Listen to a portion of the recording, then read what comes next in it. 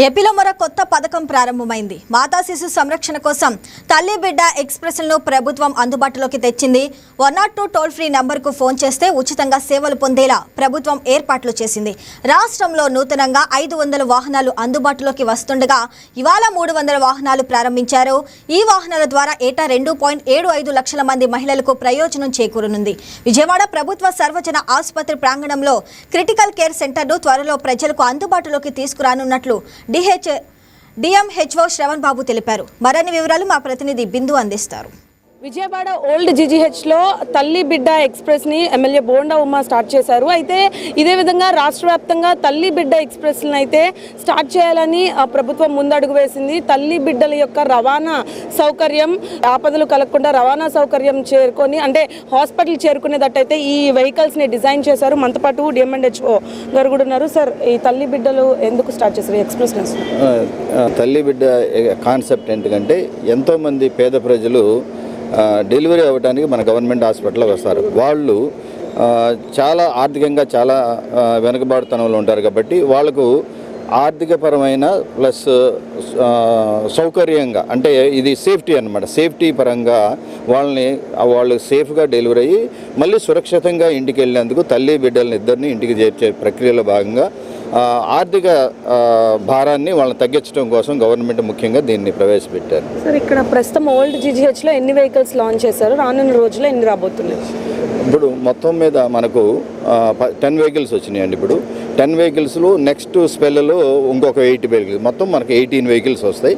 ప్రస్తుతానికి 10 వెహికల్స్ వచ్చినాయి. ఆ 10 వెహికల్స్తో ఇప్పుడు స్టార్ట్ చేస్తున్నాను ప్రోగ్రామ్. సార్, అంటే అంబులెన్స్లో జరిగే అంబులెన్స్ మాఫియాని అరికట్టడానికి కూడా ఇవి తెచ్చామని ఇటు ఎమ్మెల్యే అంటున్నారు. ప్రభుత్వం కూడా ఇదే భావిస్తుంది. మీరేమంటారు? ఇప్పుడు కొంతమంది మనకు ఇది డిమాండ్ బట్టి బయట వాళ్ళు వసూలు చేస్తున్నారండి.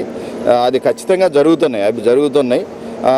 దానికి మేము దాన్ని ఆలోచించే గవర్నమెంట్ ముఖ్యంగా ఇప్పుడు సార్ చెప్పినట్టు మహాప్రస్థానం వెహికల్స్ కానీ చనిపోయిన వాళ్ళు నిజంగా వాళ్ళు అన్ని విధాలుగా బాధల్లో ఉంటారు. ఆర్థికమైన బాధల్లో ఉంటారు, మానసికంగా బాధల్లో. అలాంటి వాళ్ళ దగ్గర కూడా మరి డబ్బులు డిమాండ్ చేసి తీసుకోవడం అని చాలా దారుణం. అందుకని ఇప్పుడు మనకు మహాప్రస్థానం వెహికల్స్ వచ్చినాయి. ఇప్పుడు ఆ ప్రాబ్లం పోయింది. నెక్స్ట్ తల్లి బిడ్డలు ఎక్స్‌ప్రెస్ వీళ్ళని జాగ్రత్తగా తీసుకెళ్ళాలి. ఇప్పుడు బయట దీనికి ఒక గైడ్ లైన్స్ ఉన్నాయి. అంటే వీళ్ళకి 80 స్పీడ్ దాటకూడదు. 80 స్పీడ్ దాటినంటే అలర్ట్స్ వస్తాయి. ఎందుకు మీరు 80 స్పీడ్ దాటారని మేము ఇది చేస్తాం. దీంట్లో చాలా ఫెసిలిటీస్ ఉన్నాయి. ఒకటి ఏసీ, హై పవర్ ఏసీ, అంటే వెనక సీట్లు కూడా రావడానికి. నెక్స్ట్ 6 ఎయిర్ బ్యాగ్స్ ఉన్నాయి దీనికి. తర్వాత ఫైర్ సేఫ్టీ ఉంది.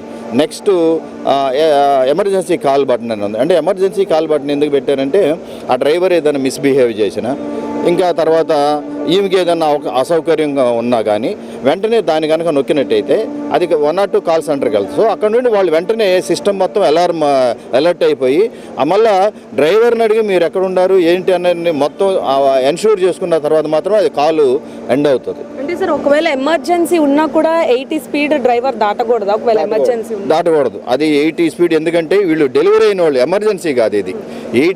ఎవరు డెలివరీ అయిన తల్లిని బిడ్డ వెళ్తున్నారు. సో వాళ్ళ సేఫ్టీ ముఖ్యం. మనకి ఇక్కడ స్పీడ్ అనేది 80, మ్యాక్సిమం 80 అండి.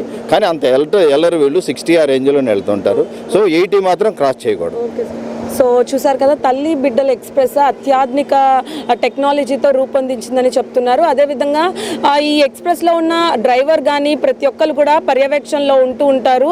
ఎప్పుడన్నా అంటే మా తల్లికి కానీ బిడ్డకు కానీ ఏదైనా అసౌకర్యం ఉంటే ఖచ్చితంగా వెనకమాల ఉన్న ఎమర్జెన్సీ బటన్ క్లిక్ చేస్తే స్పందిస్తామని కూడా అంటున్నారు.